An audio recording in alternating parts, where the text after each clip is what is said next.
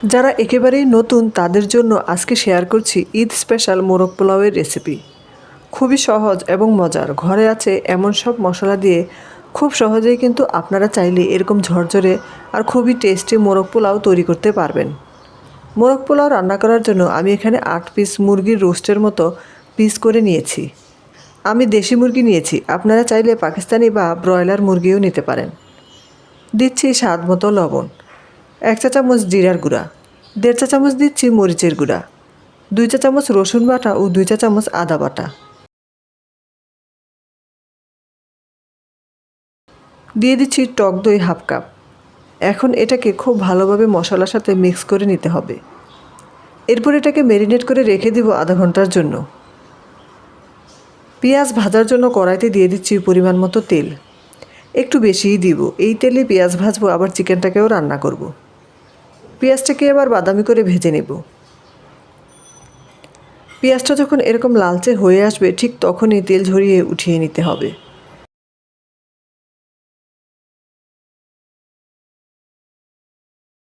এরপর এখানে দিয়ে দিচ্ছি কিছু আস্ত গরম মশলা, সাদা এলাচ, কালো এলাচ, দারুচিনি ও তেজপাতা।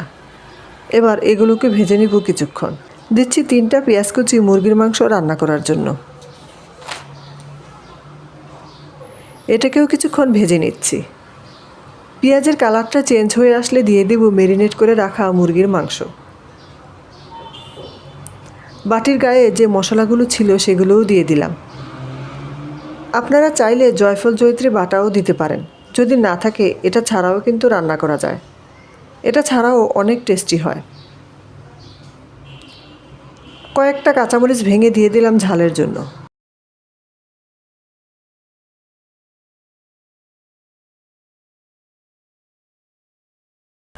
চিকেনগুলোকে আবারও উল্টে পাল্টে কষিয়ে নিব।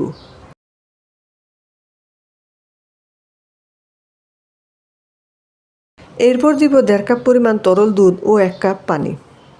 এই রান্নাটা দুধ দিয়ে করলে টেস্ট খুব ভালো আসে। এবার ঢাকনা দিয়ে স্লো ফ্লেমে এটাকে আমি রান্না করব 1.5 ঘন্টা, কারণ দেশি মুরগি রান্না হতে একটু বেশি সময় লাগে। সব কিছু ভালোভাবে উল্টে পাল্টে দিচ্ছি।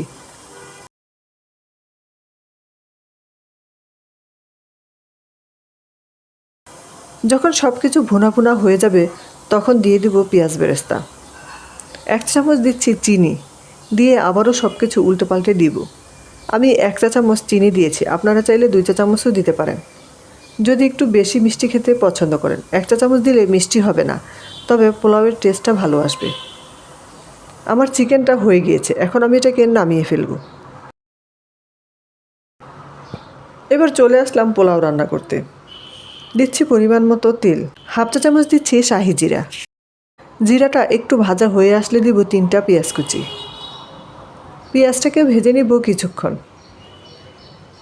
পেঁয়াজ যখন একটু নরম হয়ে আসবে তখন দিব আদা রসুন বাটা 1 চা চামচ, দিয়ে এটাকেও ভেজে নিব। তারপর দিয়ে দিব পোলাওয়ের চাল। পোলাওয়ের চাল কিন্তু আমি আধা ঘন্টা আগে ভিজিয়ে রেখেছিলাম, তারপর পানি জড়িয়ে সেটাকে অ্যাড করলাম। আমি এখানে পোলাওয়ের চাল দিয়েছি 3 কাপ। এই পর্যায়ে এটাকে আমি 5 থেকে 6 মিনিট ভেজে নেব। চাল যতটা ভালোভাবে ভাজা ভাজা হবে পোলাওটা খেতে তত বেশি ভালো লাগবে। আমি এখানে 1.5 চা চামচ লবণ দিয়ে দিলাম, 1/2 চা চামচ দিলাম কালো গোলমরিচের গুঁড়া।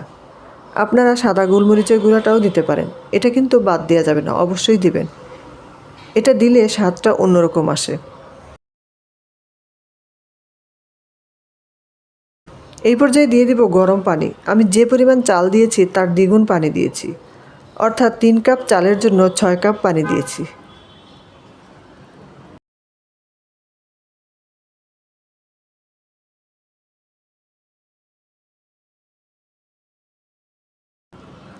দিচ্ছি সামান্য লেবুর রস। এই পর্যায়ে আরেকটু লবণ দিয়ে দিলাম, আমার কাছে লবণটা একটু কম মনে হয়েছে তাই দিলাম। এবার ঢাকনা দিয়ে রান্না করব পানিটা শুকিয়ে যাওয়ার আগ পর্যন্ত। পানিটা পুরোপুরি শুকিয়ে গিয়েছে, আবারও একবার উল্টে পাল্টে দিচ্ছি। দিয়ে দেব রান্না করে রাখা চিকেন। এই পর্যায়ে চুলার আঁচ একদম কমিয়ে দিব, একদম স্লো ফ্লেমে রাখতে হবে। যদি দেখেন যে আপনার হাঁড়ির তলাটা পাতলা, এক্ষেত্রে অবশ্যই একটা তাওয়া দিবেন, না হলে কিন্তু পুড়ে যাবে। উপরে কয়েকটা কাঁচামরিচ দিয়ে দিলাম। 1 মুঠো পরিমাণ দিলাম কিশমিশ, 10 থেকে 12টা দিচ্ছি আলু বোখারা। সবশেষে দিয়ে দিচ্ছি ঘি। আমি 3 টেবিল চামচ ঘি দিয়েছি।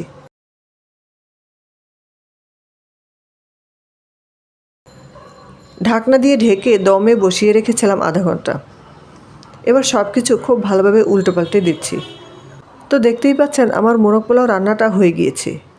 খুব সুন্দরভাবে রাইসগুলো ফুটেছে। এখন আমি আরও কিছুক্ষণ উল্টোপাল্টে দিচ্ছি।